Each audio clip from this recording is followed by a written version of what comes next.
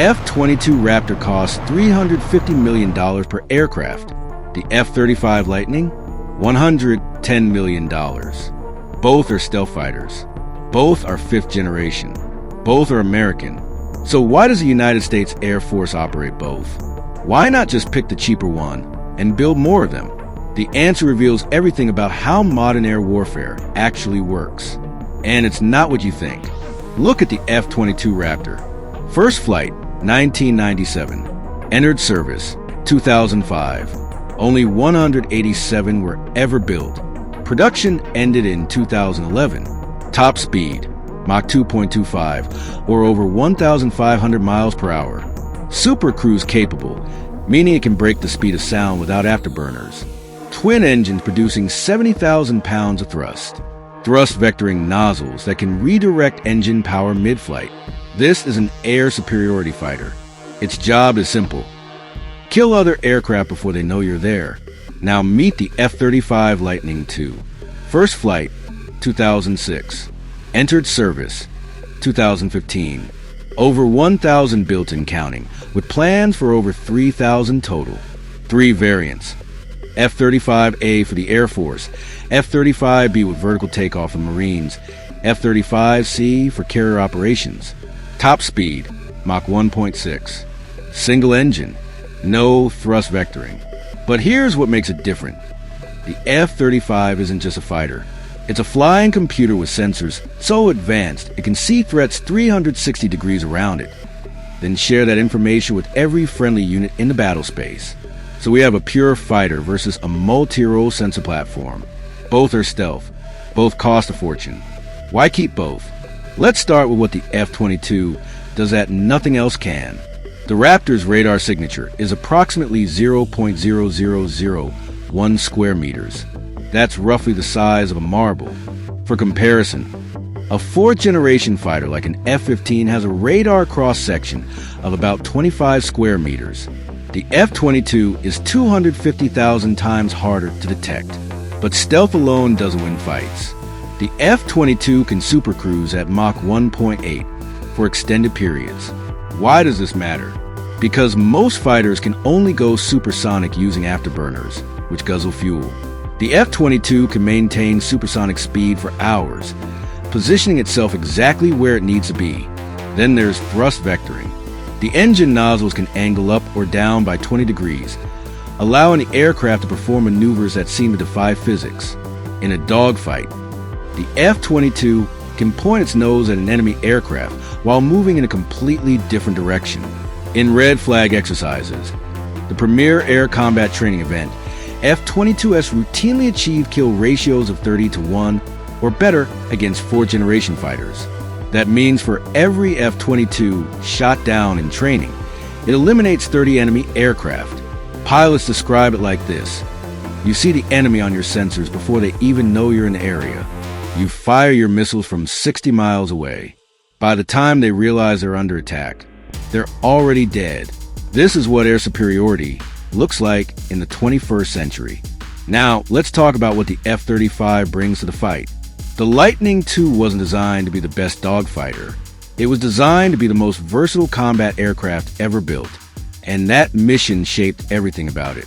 The F-35's distributed aperture system uses 6 infrared cameras positioned around the aircraft to provide a complete 360-degree view. The pilot can literally see through the floor of the aircraft. There are no blind spots.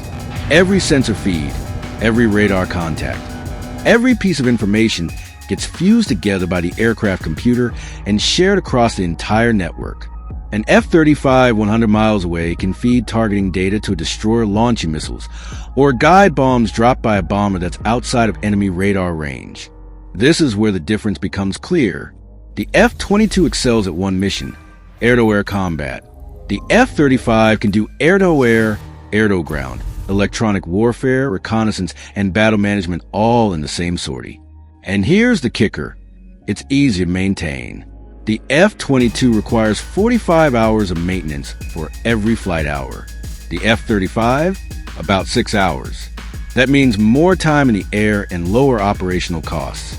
Plus, the F-35 was designed for allies. 10 countries operate it with more joining. The F-22, export sales are banned by U.S. law. America is the only country that will ever fly it. So you'd think the answer is obvious. Retire the expensive, maintenance-heavy F-22 and go Allen on F-35s, right? Here's why that would be a catastrophic mistake. December 2025. Tensions in the Taiwan Strait are at their highest point in decades. China has the world's largest navy and an air force that's been modernizing at breakneck speed. Meet the Chengdu J-20, China's answer to American stealth fighters. First flight, 2011. Over 200 in service and counting. It's big, it's stealthy, and it carries long-range missiles designed specifically to kill tankers and support aircraft. Here's a scenario. If conflict breaks out over Taiwan, Chinese fighters operate from bases just 100 miles from the island. U.S. forces will be coming from Japan, Guam, or carrier battle groups hundreds of miles away. American fighters need tanker aircraft to extend their range. But those tankers aren't stealth. They show up on radar like a billboard. And China has built missiles specifically to target them. This is where the F-22's unique capabilities become essential. It can supercruise deep into contested airspace, operate without tanker support for longer periods, and engage enemy fighters before they can threaten support aircraft.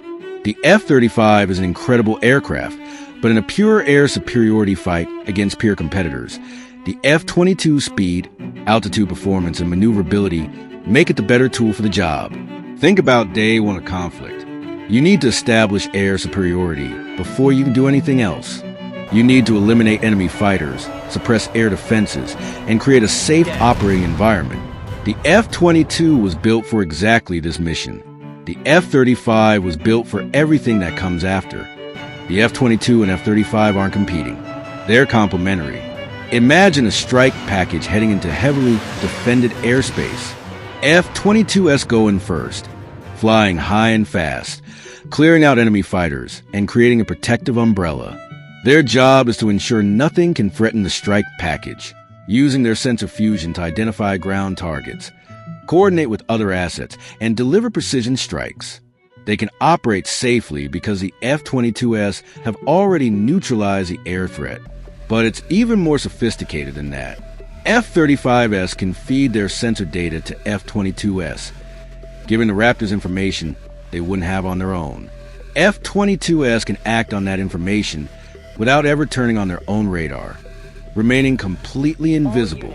This is called multi-domain operations. Aircraft with different strengths working together create capabilities that exceed the sum of their parts.